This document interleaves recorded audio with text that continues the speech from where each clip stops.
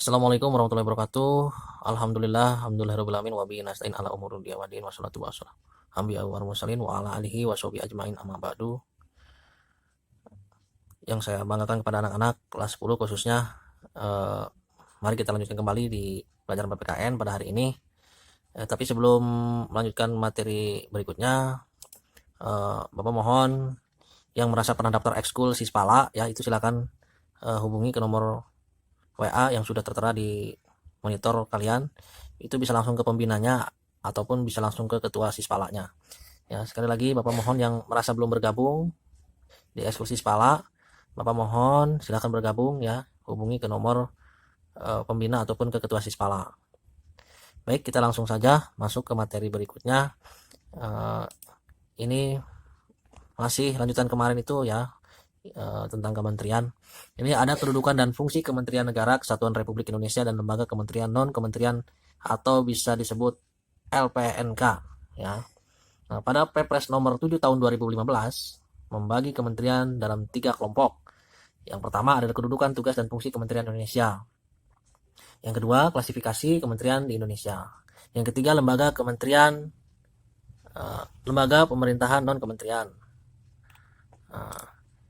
Pertama kita bahas kedudukan, tugas, dan fungsi Kementerian di Indonesia.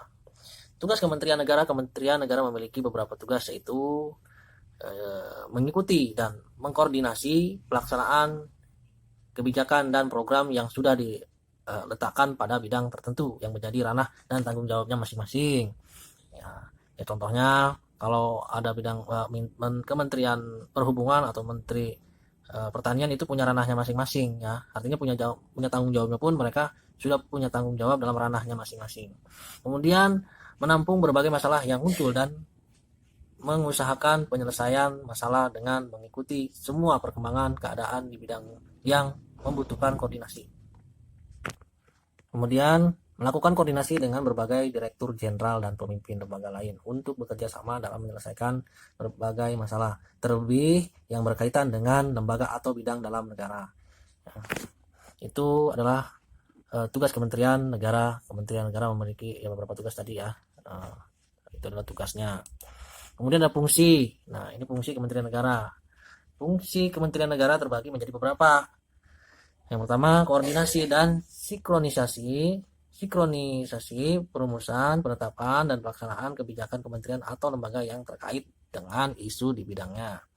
Kemudian ada pengadilan pelaksanaan kebijakan kementerian atau lembaga yang terkait dengan isu di bidangnya. Kemudian berkoordinasi melaksanakan tugas pembinaan dan pemberian dukungan administrasi kepada seluruh unsur organisasi di lingkungan bidangnya. Ya, selanjutnya ada pengelolaan barang milik atau kekayaan negara yang menjadi tanggung jawab di bidangnya. Berikutnya pengawasan atas pelaksanaan tugas di lingkungan bidangnya atau pelaksanaan fungsi lain yang diberikan oleh Presiden. Jadi fungsi-fungsi ini ya memang sudah ditugaskan oleh Presiden ya. Kemudian berikutnya yang kedua adalah klasifikasi Kementerian Indonesia. Nah, ini ada dalam pasal 15 Undang-Undang Republik Indonesia nomor 39 tahun 2008, yaitu tentang Kementerian Negara secara tegas menyatakan jumlah maksimal Kementerian Negara yang dapat dibentuk adalah 34 Kementerian Negara. Ini pernah dibahas pada minggu lalu bahwa kementerian itu ada 34 ya. Bapak juga pernah memberikan ada 34 menteri ya, serta tugas-tugasnya. Nah, selanjutnya ada lembaga pemerintahan non kementerian. Nah, ini ada lembaga-lembaga yang tidak termasuk dalam artinya non kementerian, yaitu ada 29 lembaga ya.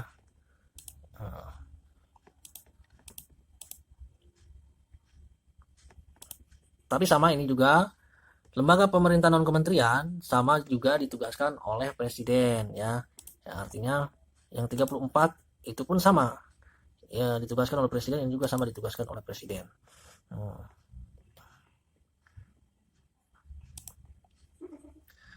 Nah, selanjutnya sekarang kita bahas nilai-nilai Pancasila dalam penyelenggaraan pemerintah.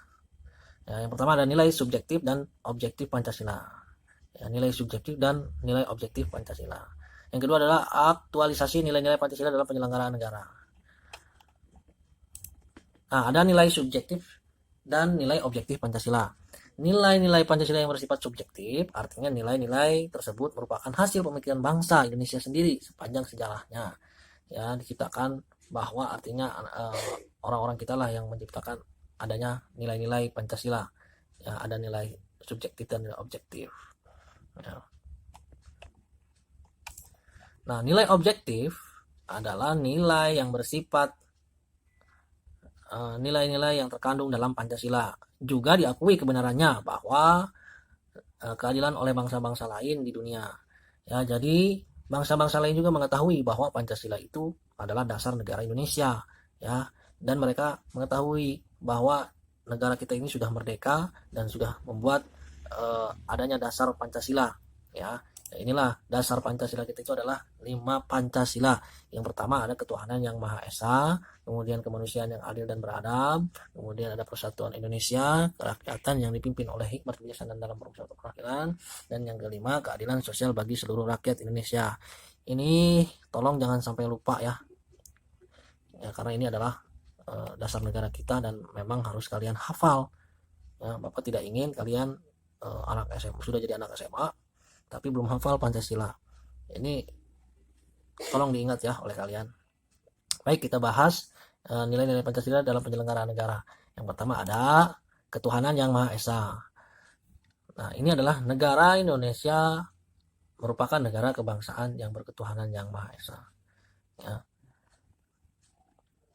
Kemudian yang selanjutnya ada kemanusiaan yang adil dan beradab.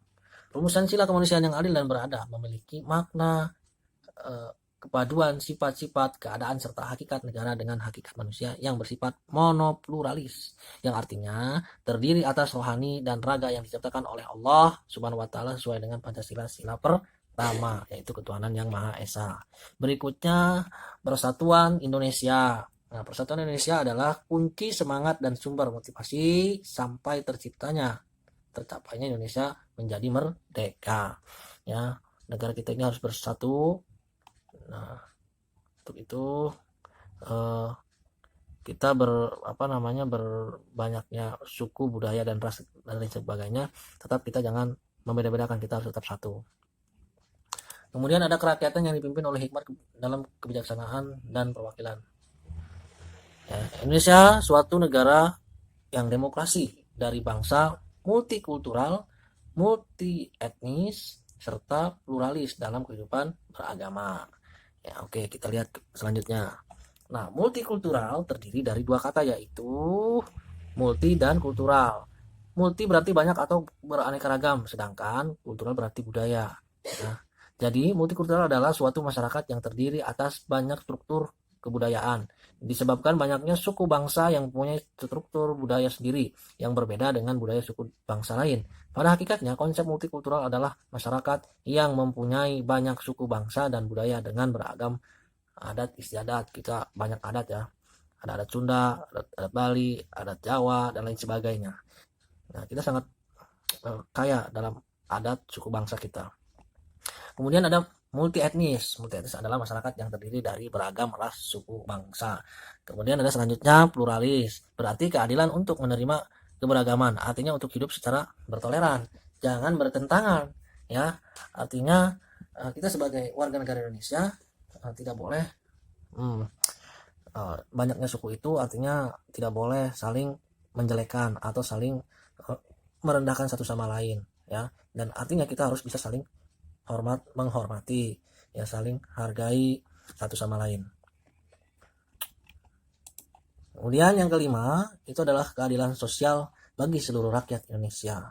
Ya, dalam sila kelima ini tujuan hidup bernegara yang termuat dalam nilai-nilai yang dapat diambil seperti keadilan sosial, kemakmuran, dan jaminan sosial. Nah, seperti keadilan ini artinya keadilan sosial ini yang dimana kita